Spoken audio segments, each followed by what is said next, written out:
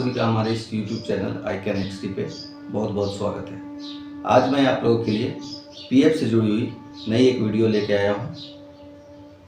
ये वीडियो वैसे सभी पीएफ मेंबर के लिए देखनी ज़रूरी है, जिनके मन में हमेशा से यह सवाल उठती है कि उनके पीएफ अकाउंट में जो पैसा जमा हो रही है, उनके पासबुक में जो पैसा जमा हो रही है, क्या वह एम्प्लॉयर के द्वारा सही प्रकार से जमा की जा रही है। तो इस कड़ी में मैं आप लोगों के लिए दो ऐसे कॉमन सवाल हैं, उन सभी सवालों का जवाब आप लोगों को हमारी इस वीडियो से अवश्य मिल जाएगी। उन सभी सवालों की जानकारी आप लोगों को हमारी इस वीडियो से अवश्य मिल जाएगी। तो वीडियो को बिना स्किप किए हुए ध्यानपूर्वक देखिए और कौन से ऐसे दो कॉमन सवाल है जो कि सभी मेंबर के मन में अवश्य उठती है और सभी पीएफ मेंबर इन सवालों को लेकर कहीं न कहीं चिंतित अवश्य रहते हैं। तो चलिए आप लोग हमारी इस वीडियो को देखिए। तो मैं आप लोगों को दावे के साथ कहता हूं कि एक बार आप लोग हमारी इस वीडियो को देख लेंगे तो आप लोगों के मन में दोबारा से फिर इस तरह के सवाल नहीं आएंगे। आप लोगों को हमारी इस वीडियो से इसकी पूरी जानकारी मिल जाएगी। तो चलिए सबसे पहले आप लोग हमारी इस वीडियो को देखिए और कौन से ऐसे दो सवाल है उसकी जानकारी आप लोगों को यहाँ से अवश्य मिलेगी और उन सवालों का जवाब भी आप लोगों को हमारे इस वीडियो से मिल जाएगी। तो चलिए पहले वीडियो को देखते हैं। तो पीएफ में मैक्सिमम जो सवाल होते हैं, जो कॉमन क्वेश्चन हैं, आज मैं इसी कड़ी में दो क्वेश्चन लेके आया हूं जो कि अक्सर ही वैसे व्यक्ति इस क्वेश्चन को करते हैं जिनका पीएफ कटता है। तो आज हम सीखेंगे। सबसे पहला क्वेश्चन जो है, सबसे पहला सवाल जो है, पीएफ में डबल पैसा कैसे जमा होते हैं। जिनका पीएफ कटता है उनको अक्सर यह मन में शंका रहती है कि उनका जितना अमाउंट सैलरी से डिडक्ट हुआ है, क्या उनका एम्प्लॉयर भी उतने पैसे उनके पासबुक में जमा कर रहे हैं या नहीं।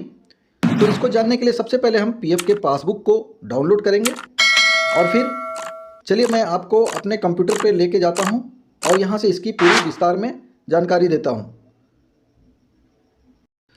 तो यहां पे हमने एक व्यक्ति का पीएफ का पासबुक डाउनलोड कर रखी है। आप लोग भी पासबुक डाउनलोड कर लेंगे। अगर डाउनलोड करने नहीं आती है तो हमने वीडियो बना रखी है, इसका लिंक मैं डिस्क्रिप्शन में दे दूँगा। आप वहाँ से जाकर पीएफ पासबुक डाउनलोड करने की वीडियो को देख लेंगे। यहाँ पे लेफ़्ट साइड में आएंगे तो आपको सबसे पहले वेजेस मंथ का ऑप्शन नज़र आएगी। वेज मंथ यानी कि आपके जो सैलरी, किस मंथ का सैलरी है और उस पर कितना पीएफ कटा है, तो वो मंथ नज़र आएगी। इसके बगल में एक डेट का कॉलम नज़र आएगी। यहाँ पे आपका जो पीएफ कटा है जिस मंथ का, वो पीएफ कौन कौन से डेट पे जमा हुए हैं वो आपको यहाँ से शो हो जाएगी। इसके बाद आपको पार्टिकुलर का ऑप्शन नज़र आएगी। पार्टिकुलर यानी कि आपका जो मंथ है पीएफ का, पीएफ किस किस मंथ में जमा हो रहा है वो शो होगी। और अगर आपने किसी प्रकार के पैसे एडवांस में निकाले हैं तो वो कौन से सेक्शन के अंतर्गत निकाले हैं वो शो होगी। ऊपर में आएंगे तो सबसे पहले आपको यहाँ पे एम्प्लॉय का बैलेंस शो हो जाएगी। आपके पीएफ में जो पैसे बैलेंस है वो ऊपर में शो होगी। उसके बाद एम्प्लॉयर का बैलेंस शो होगा। इसके बाद राइट साइड में ऊपर में आपको पेंशन अकाउंट में कितने बैलेंस है वो शो हो जाएगी। इसके बाद नीचे आएंगे तो चलिए इनका मार्च महीने का वेजेस देखते हैं। तो इनका वेजेस है मार्च महीने का 12,837 रुपये। इसी वेजेस पे पीएफ और पेंशन के लिए, दोनों के लिए यही वेजेस कैलकुलेट की जाएगी। इसी वेजेस पे 12% की दर से एम्प्लॉय का जो पीएफ कटी है वो 1540 रुपये कटे हैं। आप एम्प्लॉयर वाले कॉलम पे जाइएगा तो आप देखिएगा कि यहाँ पे 471 यानी कि 471 रुपये हैं और पेंशन में, पेंशन अकाउंट में 1069 यानी कि 1069 रुपये जमा हुए हैं। तो आपको बता दूं कि जब आप 471 रुपये और 1069 रुपये यानी कि 471 प्लस 1069 को ऐड कीजिएगा तो आप देखिए कि 1540 रुपये ही होते हैं। तो इस प्रकार से ये दोनों अमाउंट जो है 471 रुपये और 1069 रुपये, ये दोनों एम्प्लॉयर के पास से जमा होती है। तो इस प्रकार से एम्प्लॉय के वेजेस से 1540 रुपये कटी हैं और एम्प्लॉयर के पास से भी 471 प्लस 1069 मिलाकर 1540 रुपये जमा हुए हैं। तो इसी प्रकार से आप जितने भी कॉलम को चेक कीजिएगा, दोनों में आपको देखिए कि जितने पैसे एम्प्लॉय के पास से कटे हैं आपके एम्प्लॉयर के द्वारा भी उतने पैसे ही आपके पीएफ अकाउंट में जमा किए गए हैं। चलिए इसके बाद एक और महीने का चेक कर लेते हैं। नेक्स्ट मंथ जो है वो आपका अप्रैल महीने का है। एक बात आपको और बता दूं कि आप लेफ़्ट साइड में देख रहे होंगे तो मार्च महीने का जो ड्यू होता है वो अप्रैल में जमा होती है और अप्रैल महीने का जो ड्यू होता है वो मई में जमा होती है। तो आप इसमें कन्फ्यूज़न में नहीं आएंगे। यहाँ पे 4/2023 दिखा रहा है, यानी कि ये आपका मार्च महीने का ड्यू है जो कि अप्रैल में जमा होगी, और इसके नीचे 5/2023 दिखा रहा है मंथ, यानी कि वो अप्रैल महीने का ड्यू है। तो अप्रैल महीने के वेजेस वाले कॉलम में आएंगे तो आप देखिएगा कि 12,716 रुपये एम्प्लॉय का वेजेस है, और इस वेजेस पे इनका जो पीएफ कटा है ये 1,526 रुपये एम्प्लॉय के पीएफ कटे हैं, और एम्प्लॉयर के द्वारा 467 रुपीज़ और 1059 रुपये कटा है, यानी कि 467 रुपये और 1,059 रुपये। जब आप इन दोनों अमाउंट को ऐड करेंगे 467 रुपये और 1,059 रुपये को, तो आप देखिए कि 1,526 इन दोनों का टोटल आता है, यानी कि एम्प्लॉय के पास से एम्प्लॉय के वेजेस से 1,526 रुपये पीएफ के रूप में कटी थी, तो एम्प्लॉयर के पास से भी 467 रुपये और प्लस 1069 यानी कि 1,059 रुपये को जोड़िएगा तो 1,526 रुपया एम्प्लॉयर ने भी एम्प्लॉय के पीएफ अकाउंट में जमा कराई है। आशा करते हैं कि आपको अब समझ में आ गई होगी कि जितना पैसा एम्प्लॉय के पीएफ से कटती है उतना ही पैसा एम्प्लॉयर के द्वारा भी पीएफ के पासबुक में जमा कराए जाते हैं। चलिए इसके बाद आते हैं सवाल नंबर 2 पर।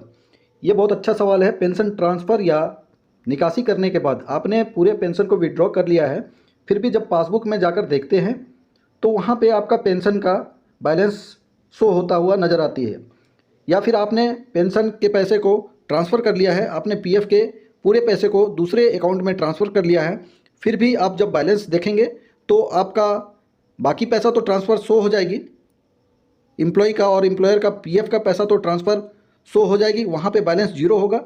लेकिन जब आप पेंशन के पैसे को देखेंगे वो पहले के ही तरह एट इट इज़ आपको शो होगी, उतना ही अमाउंट जो कि आपने पहले विड्रॉ करने से, पेंशन विड्रॉ करने से पहले देखा था, वही अमाउंट आपको नज़र आएगी। तो इसका भी कारण मैं आपको बताता हूँ। आपका जो पेंशन का कैलकुलेशन होता है वो टेबल डी के अनुसार होती है। इसमें आपने अपने कंपनी में कितने दिनों तक काम किया है, आपके काम का पीरियड, आपके वर्क का पीरियड, और आपने जब काम छोड़ी थी तो उस वक्त आपका सैलरी कितनी थी, और टेबल डी के अनुसार आपका पेंशन का कैलकुलेशन किया जाता है। तो यहाँ पे आपके पेंशन में जो भी बैलेंस शो कर रहा है उससे कोई मतलब नहीं होता है। तो अब आप लोगों के मन में एक सवाल ज़रूर आती होगी कि ये टेबल डी क्या है। तो मैं आप लोगों को बता दूं कि टेबल डी पीएफ ऑफिस की तरफ से एक चार्ट बनाया गया है जो कि एक कैलकुलेशन चार्ट है। इस चार्ट के अनुसार आपने जितने भी दिन अपने कंपनी में काम किया हो, यानी कि आपके टोटल वर्क पीरियड, और आप जब काम छोड़ रहे हों तो उस वक्त आपकी अंतिम सैलरी जितनी होगी उस पे आपके वर्क पीरियड के अनुसार और उस टेबल डी के चार्ट के अनुसार आपकी पेंशन की कैलकुलेशन की जाएगी, और जितना भी अमाउंट कैलकुलेशन के बाद निकल के आएगी, तो जब भी आप पीएफ से फाइनल उठाएंगे तो उस कैलकुलेशन के हिसाब से जो अमाउंट आएगी वही रकम आपको दिया जाएगा, आपके बैंक खाते में क्रेडिट होगी।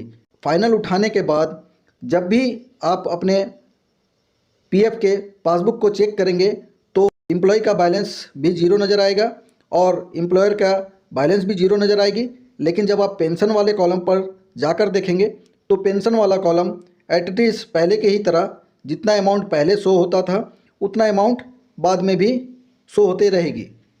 तो आप चाहे फाइनल विड्रॉल करें या फिर आप अपने पीएफ के पैसे को दूसरे पीएफ अकाउंट में ट्रांसफ़र करें, दोनों कंडीशन में आपका पेंशन का बैलेंस एट इट इज़ आपको नज़र आएगी।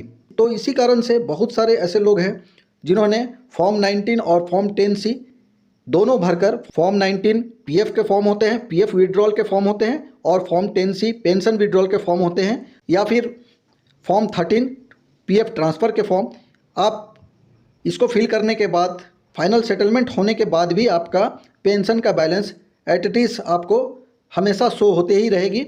बाकी दोनों एम्प्लॉयर के पीएफ का बैलेंस जीरो नज़र आएगी और एम्प्लॉय के पीएफ का बैलेंस भी जीरो नज़र आएगी। लेकिन पेंशन वाला कॉलम पहले की ही तरह वहाँ पे आपको पेंशन का बैलेंस शो होता हुआ नज़र आएगा। तो इसी कारण से मैक्सिमम लोगों के मन में ये ख्याल आता है कि क्या पता हमारे पेंशन में ये पैसा बैलेंस तो नहीं रह गया, क्या हमने इस पैसे को विड्रॉ किया है या नहीं। तो आपको बता दूं कि आप लोग इसमें कन्फ्यूज़न नहीं करेंगे। अगर आपने फॉर्म 10C फिल किया है और आपका फाइनल सेटलमेंट हो गया है तो आप समझ लीजिएगा कि आपने पेंशन के पैसे को निकाल लिया। उम्मीद करते हैं कि आप लोगों को हमारा ये वीडियो अच्छी लगी हो और इस वीडियो के ज़रिए आप लोगों के मन में भी जो शंका है वो दूर हो गई होगी। तो वीडियो अच्छी लगी हो तो आप लोग हमारे इस वीडियो को एक लाइक अवश्य कर दीजिए, वीडियो को ज़्यादा से ज़्यादा शेयर करें।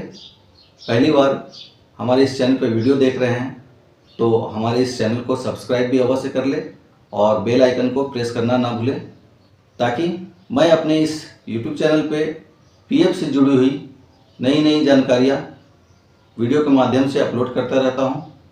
तो जो व्यक्ति अभी तक हमारे इस चैनल को सब्सक्राइब नहीं किए हैं वे हमारे इस चैनल को सब्सक्राइब कर लें और बेल आइकन को भी प्रेस अवश्य कर दें, ताकि जब भी मैं कोई भी नई वीडियो अपने इस चैनल पे अपलोड करूं तो इसका नोटिफिकेशन सबसे पहले आप लोगों तक पहुंचे। वीडियो में बने रहने के लिए आप सभी का बहुत बहुत धन्यवाद।